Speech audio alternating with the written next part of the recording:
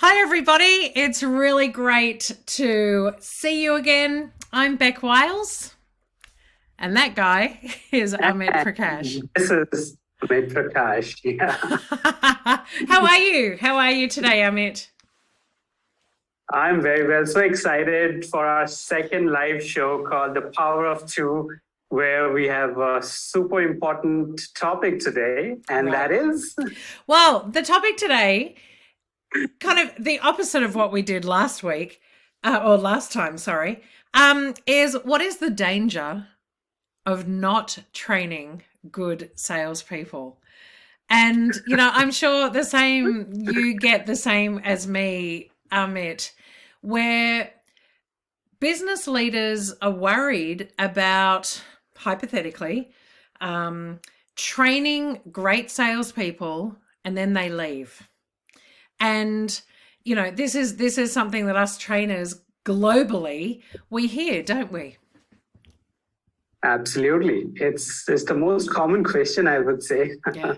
And concern. And I think it's a really real concern.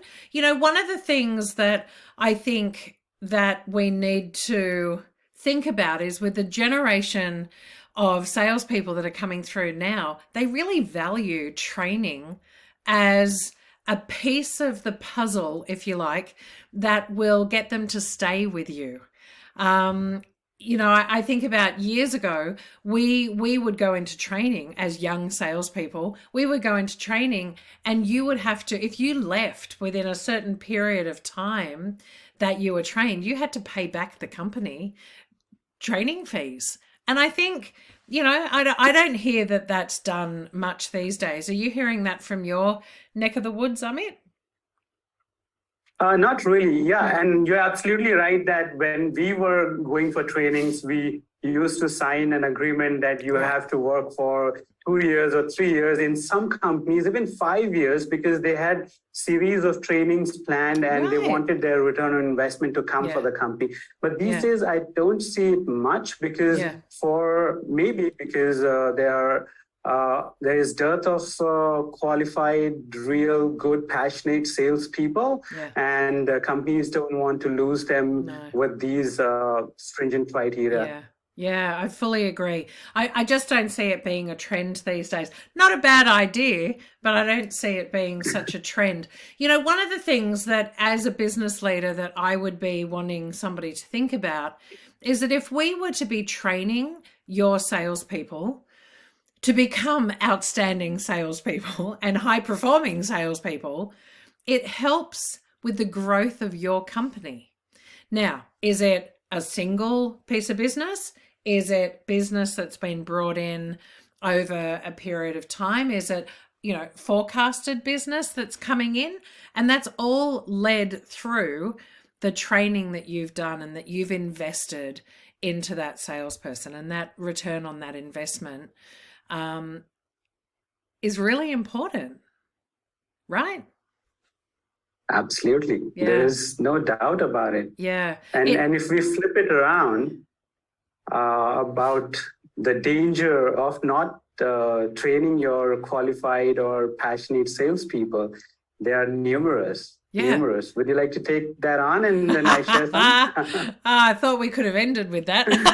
But absolutely. I mean, look, it's a bit of a joke, and we've all heard it, and I do say it. The detriment of not training a salesperson and they leave is, what if you don't train them and they stay? Right? Absolutely.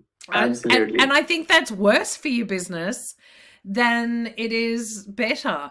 I think, for, put in there, let's look at the danger of not training a salesperson is not allowing your company to grow. Because the reason that we do training is so that the salespeople can grow themselves, but can also grow the business. And that's so important. Absolutely. And I can share one of my experiences from my corporate sales leadership Yeah. role. I actually took a new leadership role in a new city. And the moment I joined, I saw a couple of people very demotivated. And so I wanted to understand. So I started to take them out for a coffee or lunch and then started to understand what's going on, because they're not very excited in the sales meetings, in the debriefs, and they're just doing their job. Yes, I went, met these customers, and they will be giving us business as it comes. But then I was not seeing that drive. So then I started to understand from them that they've been with the company for 2 years, 3 years, some with even over 5 years. Oh, wow. But then there was no development for them. I mean, they were being paid well. They had good incentives or commissions. Right. But then they were demotivated because they were good salespeople. They were passionate, and if they're passionate about sales, they would want to consistently upskill themselves, because the world is ever changing, especially these days when everything is changing at such a fast pace. It's important for them to keep up with that pace, whether it's technology or it's the buying behavior or the number of competitors coming up in the market, and how you're going to be really getting your fair share out of so many customers and change in the buying behavior. So what I experienced is, by the time I could really take some action, I could see that 3 of them resigned. And in the exit interview, they clearly mentioned that there is no development, there is no growth for them, there is no training for them. Right. And I was like, oh my God, this is something I joined earlier and I had organized, because back then I was already a corporate trainer for the company, but never got a chance to come to this and train. So I had to struggle. I did struggle a lot, because again, to find right salespeople who are passionate about sales. Not everyone is really passionate about sales. Some join because they feel it's so fancy. They get to wear suits and go meet customers and wine and dine them. But then when they really go through the numbers and closing and stuff like that, they feel, oh, this is not my cup of tea. So they quit. Right. So it's important to retain those salespeople who are really passionate. They're good salespeople. Otherwise, what happens, it becomes a vicious circle. So what happens is, if you don't train them, if you don't keep them motivated with those upskilling, then they will quit. And once they quit, the other salespeople who are not so passionate, or even if they are looking out or they have not got something, they're so demotivated that they will not be performing to your best. And on top of that, you're getting additional competition in the market. The buying behavior is changing. The customers are questioning what kind of value add that I'm getting for this kind of dollars, and which they were not asking before. And especially during COVID, they got so much of time to reflect, introspect, and look into their buying behaviors, that they want every single penny to be spent in the right place. So team customers' buying behaviors change a lot. And if we don't train our teams, they will be still doing the same old thing, and that will not lead them to be closing business. So the vicious circle will then lead you to less closed sales and less revenue, and then ultimately the break of the business. And so poor customer relations too, right? You know, why would they put their business with you when you can't even keep your people? Not you. Exactly. Those people who don't train. No, exactly. Yeah, makes sense. It's really great it's example. So true. It's so true. Yeah. I mean, you know, you really ultimately talking about skilling your sales team.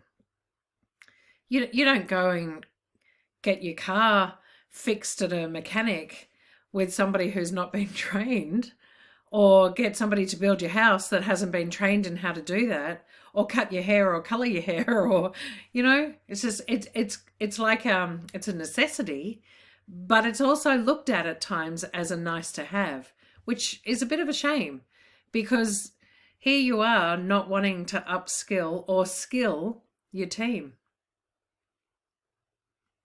Absolutely. And it's so important also to keep in mind that the same old way of doing trainings and the contents and the styles are not going to work now. Right. So even if you think that, oh, 2 years ago or just before COVID, we had a big sales training for them. We took them out. It was an offsite. It was 3 days or 5 days, and we got them their hands dirty, do things, and it should last for like 5 years or Right. 3 years. That's not going to, because the world is changing so fast that you need to be keeping up with the pace of this change, and you need to be consistently investing your time, your effort, your money into these people, because I would invite all of the leaders not to be penny wise, pound foolish, because many of the conversations that I've seen is that it's all centered around a short-term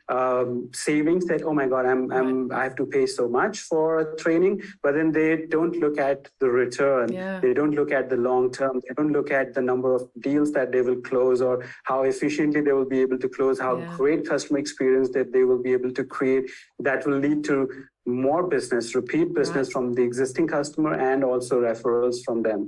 So it's so important. Yeah, I did this exercise just recently with one of my clients, top end consumer goods, and so based on every person that came along to that training, I'm getting off track. I know, jeez, me, really? But we looked at, everybody needed to bring along a focus account that they were trying to win or confirm or what have you. And so based on that piece of business alone, not all of the other business that they had learnt these new skills and got these new tools that they went out to other accounts for, but just that client that they focused on in that training. And 3 months later, we look at, what happened with that business. You won it. How much was it worth, etc. 5,000% increase return on investment. Now, I'm not surprised. No, I'm not surprised either. And think back, both you and I have been frontline salespeople for many years. And you think back, would we be in the position that we're in, not, well, now or in our sales frontline life, without training? And I think, no, we wouldn't be anywhere near advanced as what we are. It's really great. The way that I think about things is great and fine and wonderful. But sometimes you need somebody else to kind of question the ability to do something different or better or revenue generating better. Yeah, absolutely. I think sales trainings also provide good salespeople an opportunity to really realize that, okay, things are changing. I need to be getting up to speed. I need to be really on my toes to see what's going on in the market. And it's a self-reflection as well after the training that they realize, oh my God, this is important. And I'm still lacking behind where the market is, where the customers are heading. And this is the reason why I was not able to close so many deals in the past. So True. It's so critical. A salesperson has a role to confirm business, to generate leads and confirm leads. Looking at not training a salesperson, how do you expect that to happen? How do you expect those leads to be converted, or, I don't know, adequately address objections? Without training, I don't think I would have had the opportunity to actually understand how I can deal with those objections properly. Looking at, once upon a time, we all did elevator pitches, but even just looking at your unique selling points, understanding you and your competition. Once upon a time, we used to go and shop the competition. And we had to do that in order to do training to understand how we're different from our competition. And completing SWOT analysis. again, we should be doing this kind of stuff outside, but bringing it into a focused forum where, as in a safe place, we can kind of take that all apart and pull it back together and look at what makes us unique, what makes us so different. I think that's really Absolutely. interesting. Yeah. And being able to articulate it too, right? Being able to put it in a way that is suitable for a customer, but also a wide range of different customers. It's not one size fits all, sadly. Yeah. Yeah. And also, I would invite all sales leaders to take a step back and think and realize that all these good salespeople were not born salespeople, right? They Right. became Right. salespeople Right. because, of course, they had interest, they had a bit of passion, but that's not enough. But then they were supported with the right sales training, with right motivation. So they started to deploy those skills, the tips and the tricks into their sales process. And that's how they started to win more business. They got more confident. Then they started to even improvise on their own. Right. And then comes a break that, okay, now with one training, you can do certain amount of things over a certain period of time. And then where is the upskilling part of it? Right. Because the same old thing may not be working. And also maybe when you started, you had less competition and now you have more competition and everyone is getting their sales teams trained. So where are you upgrading yourself in order to really keep retaining and not just retaining, but growing your market share? And to do that, you need your people to be trained. Right. Off topic again, sorry. It happens, doesn't it? So in my business, and I'd be really interested to hear how this works in yours as well, Amit. I don't work with competitor clients for a period of time that I'm working with a particular client. For example, I've got client A. When we sign a contract, they tell me their top 3 competitors. I don't train those competitors in a period of time that we are working together, that company A and I are working together, purely because I want to be making a USP out of the salespeople.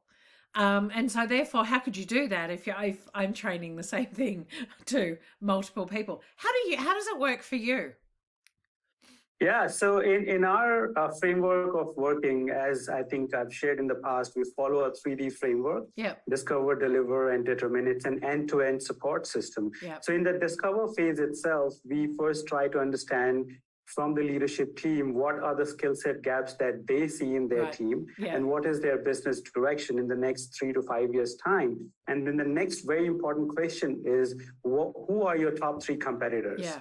And the purpose of this is two. One is that we start to research on their top 3 competitors. What are they doing? What great things they are doing, where they're lacking, so we can include those in the bespoke training, content curation and delivery.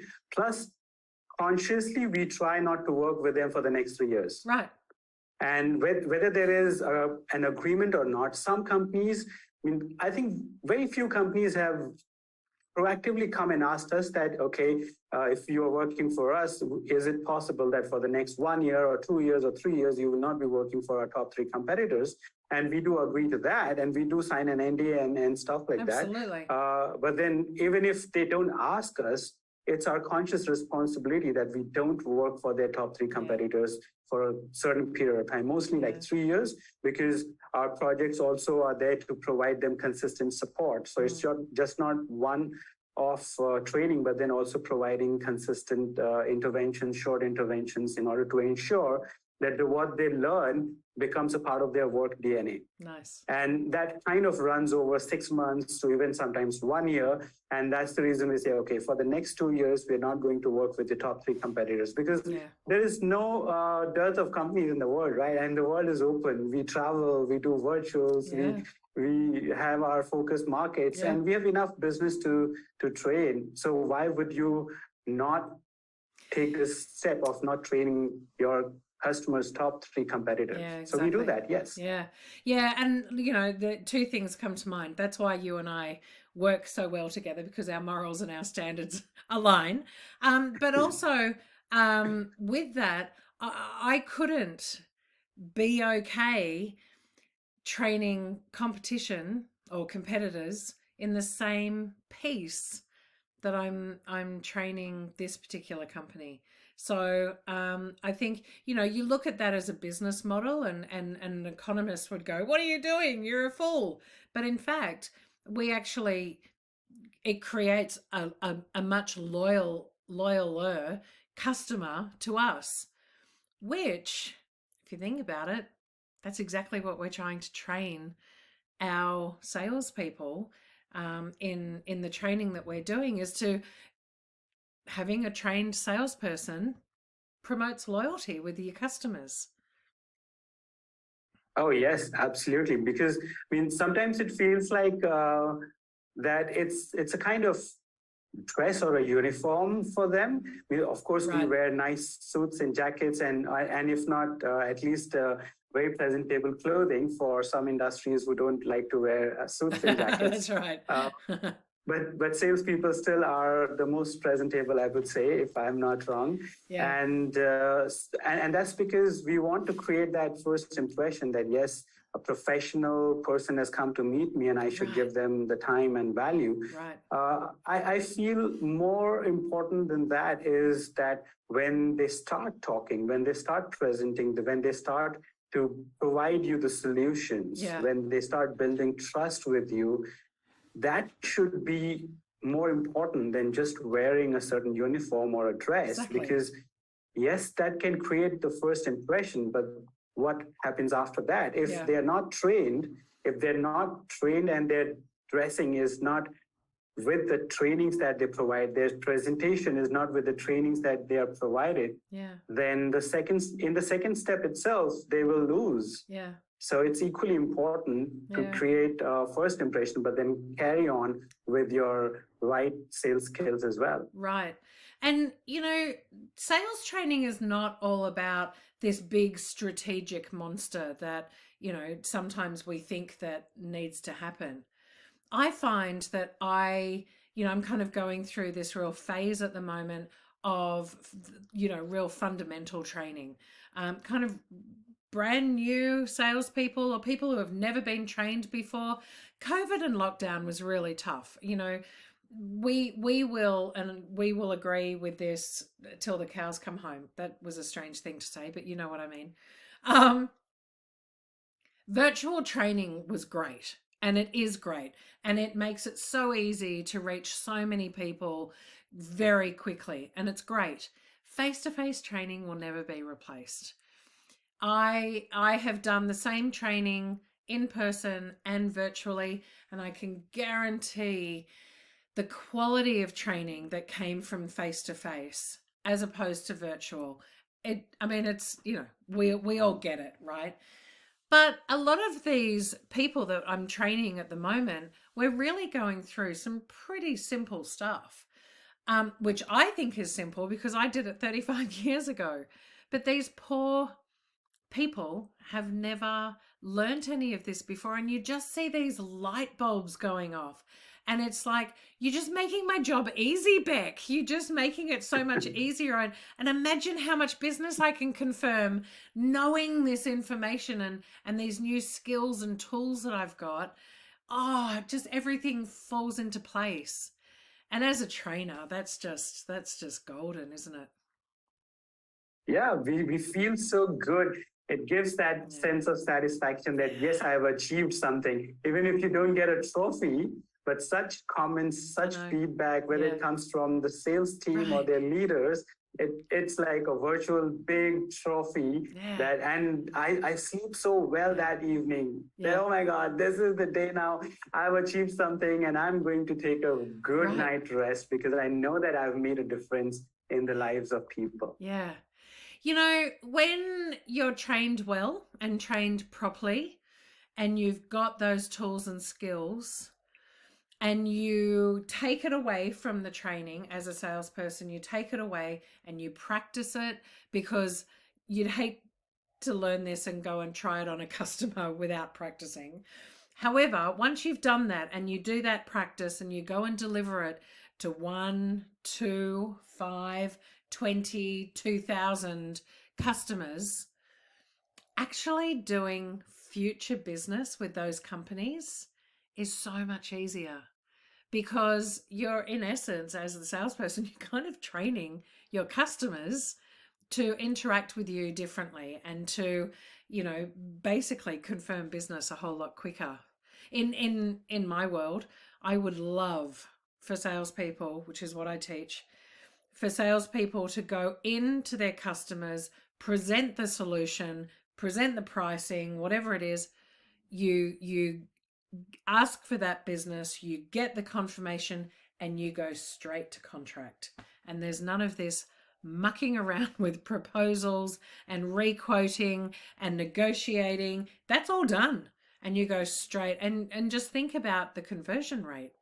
And if that's a KPI as a salesperson, let me teach you how to do that. I think that's the biggest KPI for any salesperson, right? To close more deals, to close high-yielding deals, exactly, better pricing. Yeah. That shows how efficient they are, isn't it? Spend more time confirming business than pushing paper around and telling us how busy you are and you don't have time to do it. It's like, wow, let me help you. Let me help you. I know how to do this. I guess we're kind of coming to the end of our time, which seems to go so quickly, doesn't it? So quick.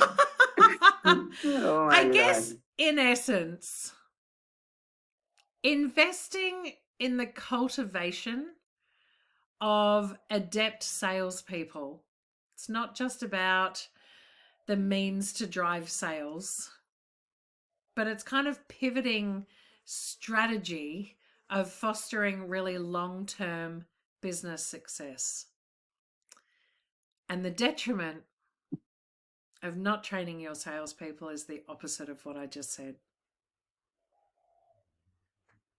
It's pretty simple. Yeah. So I guess people have a choice, right? People have a choice right now to spend some money, invest in the sales team, because salespeople who are trained stay longer. So if you want to get the most out of your salespeople, you really do need to think about sales training. And what happens if you don't train good salespeople? I hope they don't stay. Thanks, Amit. Yeah. I think that was a really great session. Thank you, everybody, for joining in. I know that there were quite a few people on the live today, which was excellent. Yes, indeed. Thank you so much. And of course, Bec and I are there to support you in your selling journey, in your sales leadership roles, or if you're a salesperson, we are there to support you. Feel free to reach out to either of us, and we will be there for you. Exactly. We do have a code for you. So if you're interested, contact us directly. We'll give you the code, which will give you some really nice add-ons. And we look forward to talking with you.